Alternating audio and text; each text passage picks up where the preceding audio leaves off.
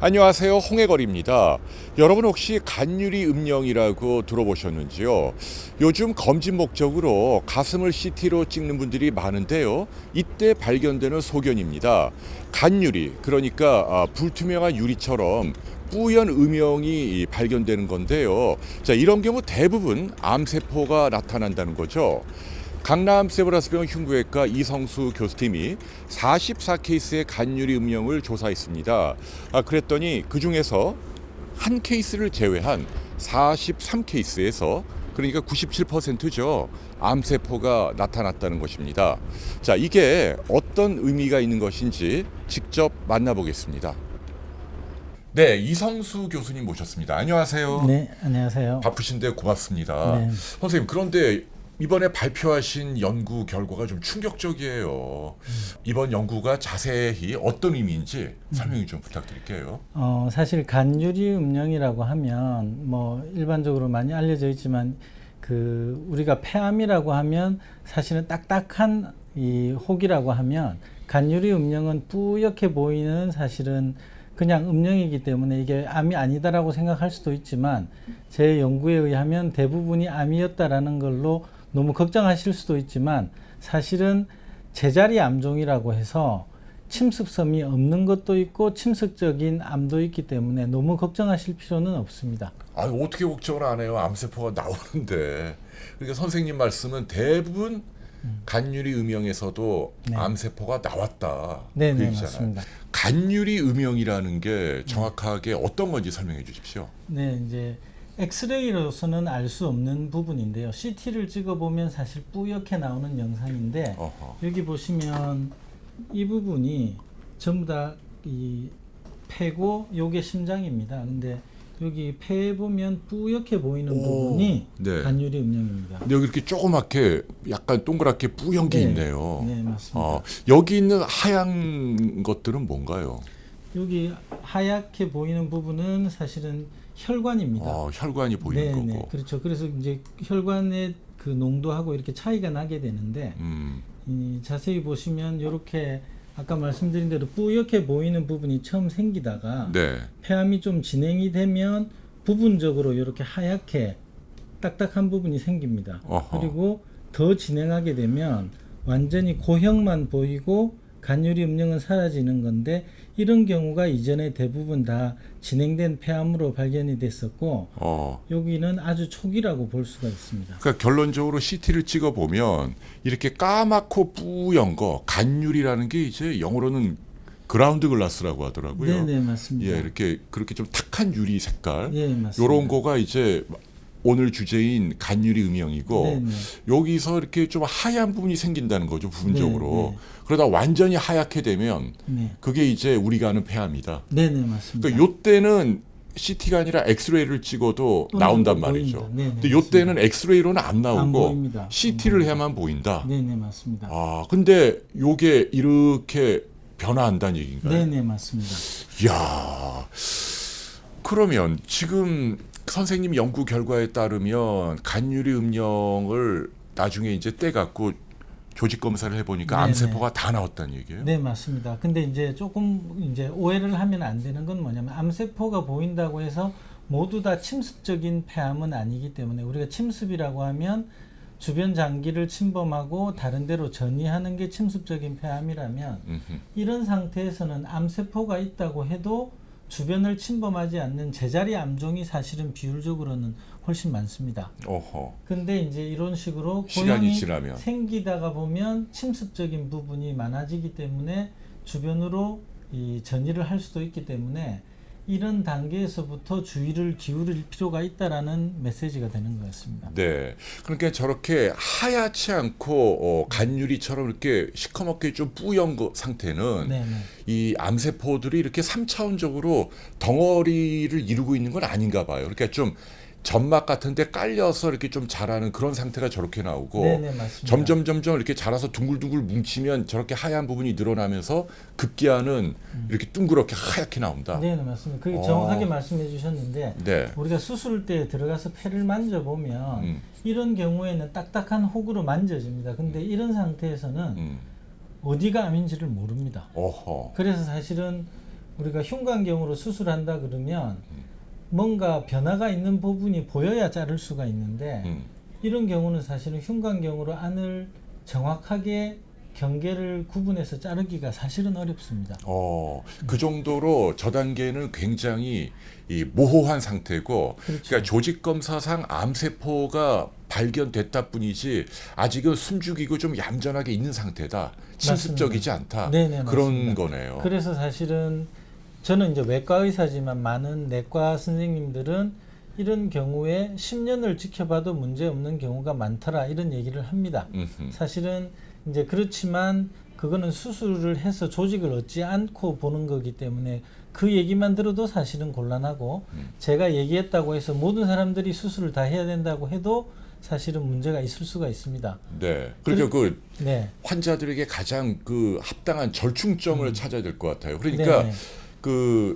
저기 어쨌거나 씨앗이 이렇게 발견이 된 거 아니에요. 옛날 네네네. 같으면 저런 분들은 못 찾았잖아요. 못 찾았어요. 근데 지금 CT를 막 찍어대니까 저런 분들이 막 늘어나고 있는데 만일 저런 소견이 있는 분들은 선택이 어려워요. 그러니까 그렇죠. 어떤 분들은 아직은 제자리 암일 수도 있고 설령 그리고 10년이 있어도 변화 없으니까 좀 지켜보자 이런 분도 있는가 하면 네네. 어떤 분은 야 그거 기다리면서 또 CT 찍고 불안할 바는 떼내자 지금 이 얘기죠. 네네네. 그러면 선생님은 나름대로의 그 기준이 있겠네요.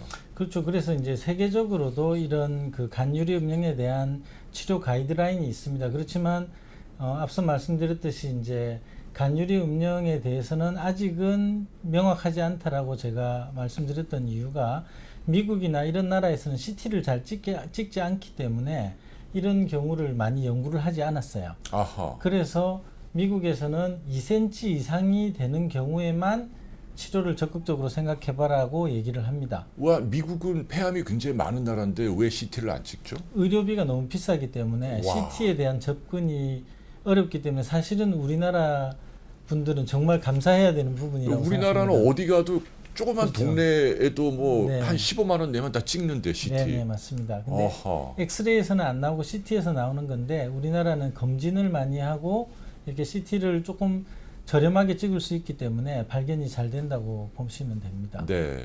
그래서 미국은 기준이 저 간유리 음영이 직경 2cm가 될 때까지는 그냥 내버려 두자. 그렇죠. 근데 선생님은 그거는 미국 기준이고 그렇죠. 우리나라는 그거보다 더 엄격하게 좀 일찍 제거하는 게 옳겠다. 네, 맞습니다. 제가 이제 그런 기준을 여러 가지를 봐도 이제 미국보다는 사실은 우리는 이제 동양인이기 때문에 우리랑 비슷한 일본에서 보면 조금 더 적극적으로 얘기해서 15mm 이상의 간유리 음영은 사실은 수술해야 된다라고 하고 있고요.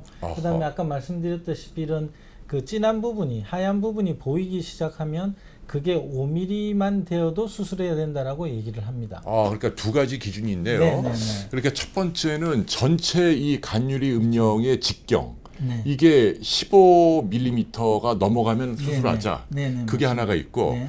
또 하나는 이게 15mm는 안 넘어간다 하더라도 네. 그 안에 이렇게 하얀 그 고형화된 솔리드라고 네. 얘기하죠. 네. 이렇게 돌돌 뭉쳐있는 하얀 부분이 5mm요. 5mm요. 요게 직경이 5mm가 넘어가면 그때도 좀 네. 안 좋은 사인이니까 떼내자. 네네. 그게 이제 일본에서 얘기하는 가이드라인인데 그렇지만 사실은 일본에서도 조금 더 적극적인 교수님들이나 저 같은 경우는 사실은 그것보다도 조금 더 적극적으로 하고 있습니다. 선생님 기준은 뭐예요? 그래서 저는 사실은 1cm만 되어도 수술을 해야 된다라고 생각을 하고 있고 그렇지만 또 한 가지 중요한 거는 한 번 우리가 CT를 찍어봤을 때 간유리 음영이 있다고 해서 이걸 암을 의심하지는 않습니다. 그래서 적어도 3개월 내지 6개월을 두고 다시 찍어봤는데도 그대로 있다 그러면 요거는 이제 걱정을 해야 되는 겁니다.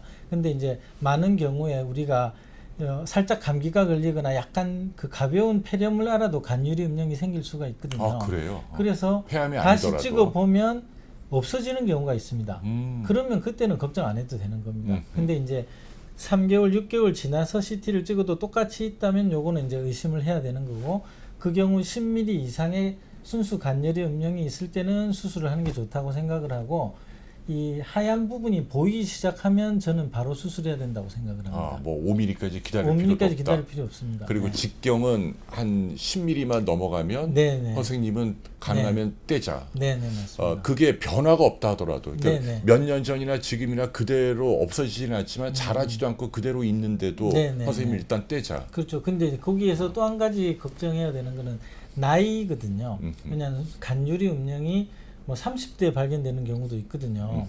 그런 경우에 뭐 10년 괜찮다 그래도 한 뭐 20년 후에 암이 된다고 하면 그때까지 매년 계속 CT를 찍을 수도 없고 나이가 더 들어서 수술을 하면 수술 후에 회복이 사실은 조금 더 안 좋을 수도 있습니다. 더 크게 절제를 해야 될 수도 있고 그래서 폐를 적게 자르고 회복을 좋게 하기 위해서도 젊을 때는 빨리 하는 게 좋다고 생각을 하고요. 나이가 뭐 70 됐는데 이런 게 보인다. 그러면 사실은 수술을 안 해도 된다고 생각을 합니다. 네, 오히려 젊은 분일수록 더 적극적인 네네네, 수술이 맞습니다. 필요하다. 네네. 근데 이런 의견은 어떻습니까? 마치 이게 갑상선 암처럼 네.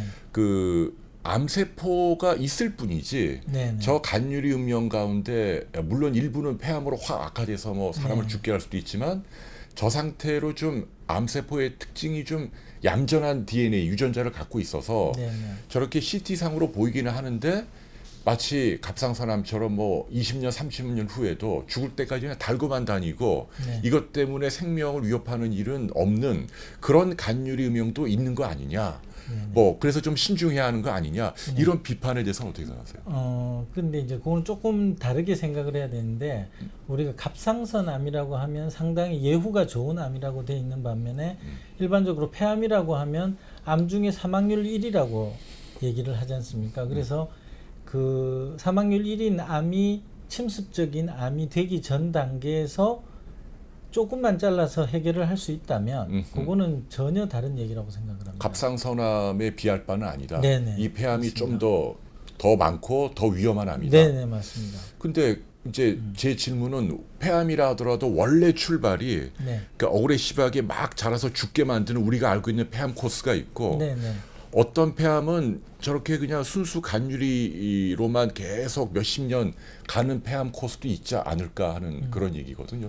그게 과연 몇 퍼센트나 되는지는 아무도 모르지만 그렇죠. 그런 부분이 있을 수 있다면 이론적으로 네네. 저런 분들은 막 떼는 게 좀 억울할 수도 있지 않냐 지금 그 얘기거든요. 그렇게- 네, 맞습니다. 근데 이제 아직까지는 거기에 대한 정말 장기적인 연구가 안 돼 있지만 사실은 이 지금까지의 연구는 엑스레이를 봤을 때 그대로더라라는 얘기만 하는 거지 그걸 조직학적으로 확인해서 제자리 암종인지 최소 침습 폐암인지 침습적인 폐암인지를 밝혀놓은 논문은 없는 겁니다. 그러니까 이번에 선생님 연구가 그걸 다 밝힌 그렇죠, 거예요. 그렇죠. 암세포가 그래서 있더라. 이런 경우, 그러니까 암이라는 거 제자리 암종인 경우에 20년 후에 어떻게 되는지 또는 침습적인 폐암인 경우 어떻게 되는지에 대해서는 정확하게 나와 있는 게 사실은 아직은 없는 아직은 상황입니다. 없지만 네네. 선생님 예상은 내버려두면 그 암세포가 결국은 침습도 하고 그렇죠. 그 다음에 전이도 되고 뭐 이렇게 될 네네네. 거다. 네네. 네.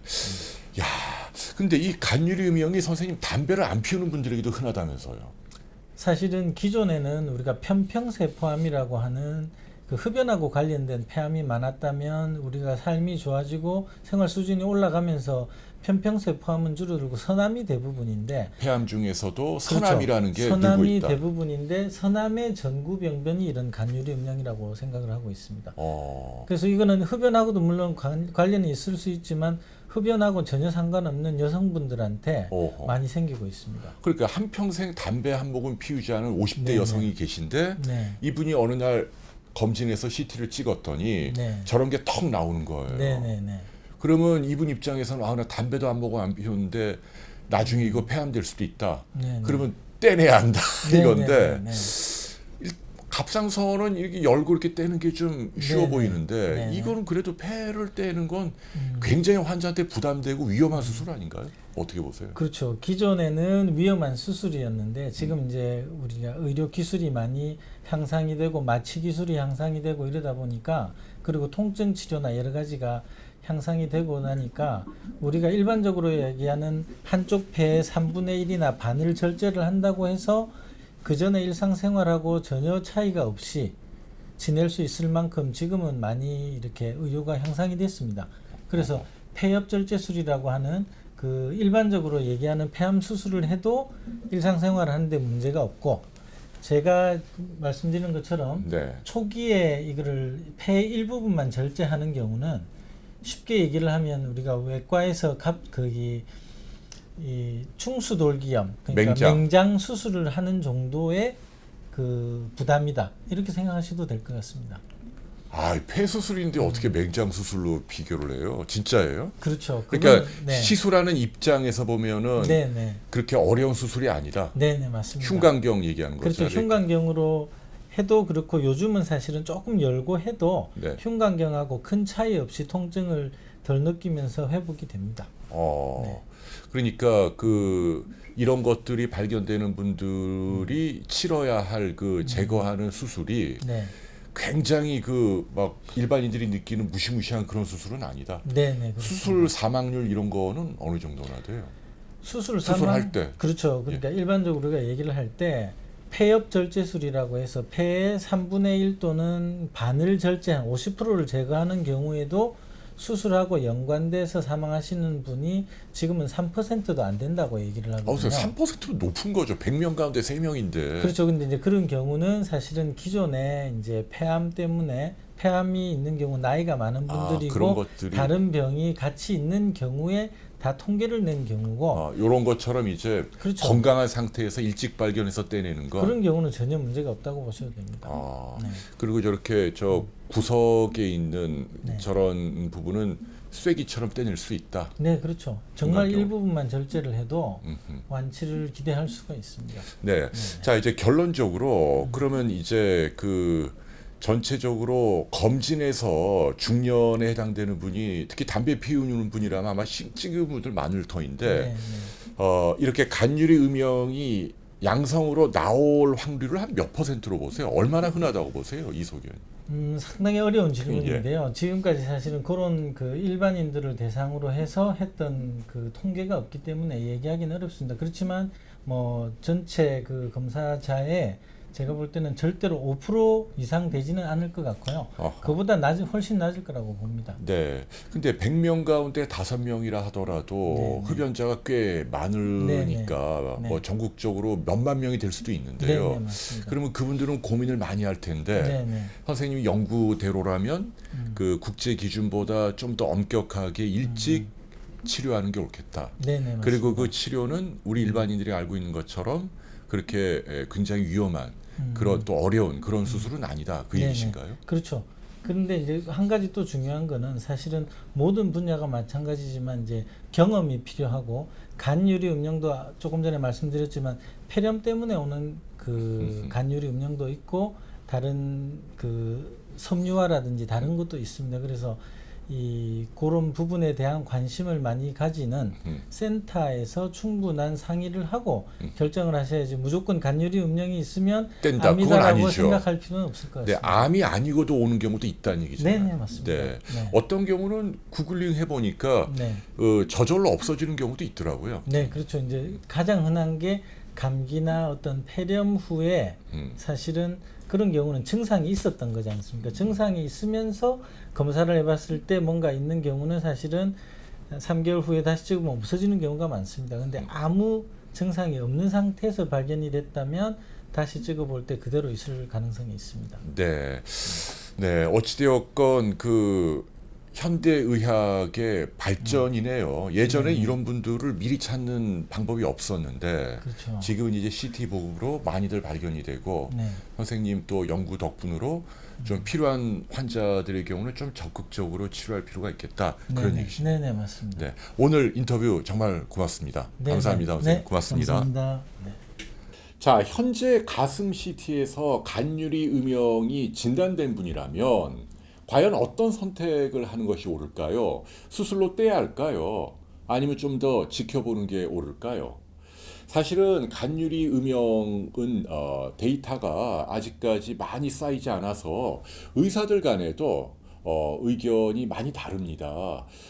제가 방금 인터뷰한 이성수 선생님은 좀 더 이제 공격적으로 선제적으로 떼자, 1cm만 넘어가도 떼자, 이제 이렇게 주장하시는 분이고, 또 다른 분들은 2cm 또는 1.5cm까지는 지켜볼 수 있는 것 아니냐. 네, 의견들이 다릅니다. 자, 제가 생각하는 이야기를 들려드리겠습니다.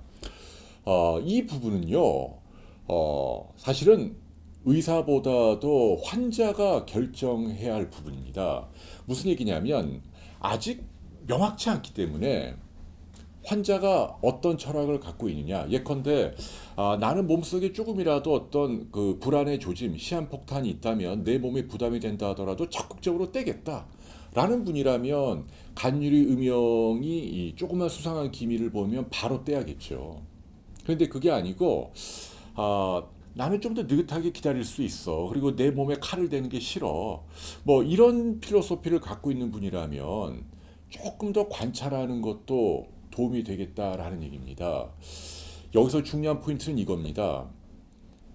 대부분의 간유리 음영을 떼서 조직 검사를 해보니까 암세포가 나왔다라는 얘기잖아요. 그 부분 때문에 많은 분들이 불안해하는데 사실은 그게 과연 내버려 뒀더라면 정말 간유리 음영이 폐암으로 자라서 다른 장기로 전이가 돼서 사람을 죽게 했을까? 그러니까 간유리 음영 상태에서 떼어낸 조직에서 설령 암세포가 현미경적으로 발견됐다 하더라도 이것이 우리가 흔히 알고 있는 임상적인 폐암인가? 아닐 수도 있다는 얘기죠. 어나더 스토리일 수도 있다. 단지 암세포만 있을 뿐이지 내버려 뒀더라면 이 암세포의 유전적인 특성상 10년, 20년, 30년, 심지어는 40년, 50년 동안 그냥 몸에 달고 다니면서 모르고 죽었을 수도 있다. 예를 들면 갑상선의 암처럼 갑상선 결절이 만져지고 이 안에 현미경적으로 암세포가 발견이 돼도 굉장히 느리게 자라고 실제 임상적인 의미가 없는 경우가 많잖아요. 그래서 좀 더 조심스러운 입장을 취하는 학자들은 이 간유리 음영도 그런 속성이 있을 수 있기 때문에 너무 함부로 빨리 떼는 것에 반대한다는 얘기죠. 왜냐하면 갑상선이야 뭐 피부 열고 떼면 그만인데 폐는 아무래도 흉곽경을 쓴다고 해도 환자가 받는 수술에 대한 부담이 크다는 얘기죠. 그래서 이 부분이 어려운 겁니다.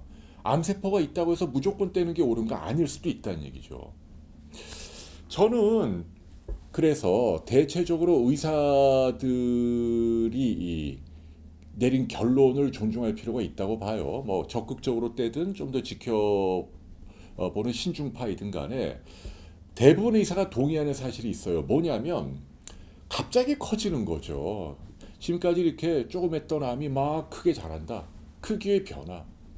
그건 아주 중요한 사인이죠. 그리고 또 하나는 이게 사실은 더 중요합니다. 솔리드 포션이라고 얘기하죠. 그러니까 고형화된 부분이죠. 간유리 음영이라는 건 그냥 뿌연 거죠. 좀 희미하게. 예를 들면 이쪽인데요. 여기가 간유리 음영이죠. 뿌옇고 그 뿌연 음영 가운데 이렇게 하얀 부분이 보이잖아요. 이게 솔리드 포션이죠. 간유리 음영이라고 하는 거는 이제 아직 고형화된 3차원적인 입체적인 암 덩어리가 아니고 기도에 삼출물이 뭐 쌓였다라든지 좀 벽이 두꺼워졌다라든지 뭐 그런 단계예요. 그때 이렇게 좀 뿌옇게 나오는데 뿌연 부분이 많을수록 좀 더 안전한 거죠. 그런데 어떤 경우는 지켜보니까 이 뿌연 부분보다도 이 안에 하얀 부분 이거 뭔가 이렇게 돌돌돌 이렇게 뭉쳐진 암 덩어리가 입체적으로 생기고 있다는 얘기죠. 이런 사인이 나타나는 게 안 좋다는 얘기죠. 지금 이분 경우는 이제 0.5 이상 직경에 절반 이상 이렇게 하얀 부분이 있잖아요. 이런 경우 좀 수상하다는 얘기고 이분은 이제 75% 이상 자란 거예요. 하얀 부분이. 이분은 아예 하얗잖아요. 거의 100% 솔리드 포션이잖아요. 뿌연 부분이 없잖아요. 이런 경우는 폐암일 가능성이 높다는 얘기죠. 그래서 이렇게 하얀 부분이 좀 더 짙어진다라든지 아니면 전체 직경에서 차지하는 비중이 점점 늘어난다라든지 크기가 뭐 갑자기 커진다라든지 이런 분이라면 흉부외과를 찾아서 흉곽경으로 떼는 게 안전하겠다. 그런데 그런 조짐이 보이지 않는다면 더군다나 뭐 1.5cm 이내의 간유리 음영이라면 이걸 기어코 다 떼는 게 옳은가? 저는 잘 모르겠어요. 근데 이성수 선생님하고는 조금 생각이 다른데 제 얘기가 틀릴 수도 있죠. 아직 아무도 모릅니다. Nobody knows. 예. 그래서 이 부분은 아까 말씀드린 대로 이런 부분을 관찰은 하시되 수술 받을까 말까 여부는 네, 환자 여러분이 사실은 선택해야 할 몫이다. 나는 좀 더 적극적으로 치료하는 걸 원한다. 그러면 떼세요. 나는 좀 더 신중하고 지켜보겠다. 아닐 가능성도 있지 않냐. 그러면 뭐 적당한 간격 CT를 찍으면서 관찰하는 것도 방법이다. CT 찍는 게 뭐 방사선 노출 걱정을 합니다만은 이게 저설량이기 때문에 많이 해롭지 않습니다. 그리고 이거 설령 떼냈다 하더라도 또 추적 관찰용으로 CT를 또 계속 찍어야 하니까 CT를 뭐 자주 찍는 것에 대한 기피 또는 두려움 때문에 뭐 수술을 받아야 한다. 이건 정답이 아닌 것 같아요. 네, 어찌되었건 간에 환자분이 본인의 인생관 또는 그 가치관에 따라 또는 성격에 따라 적극적인 수술을 할지 좀 더 기다릴지 선택해야 할 부분이다 라는 말씀을 들려드립니다. 고맙습니다.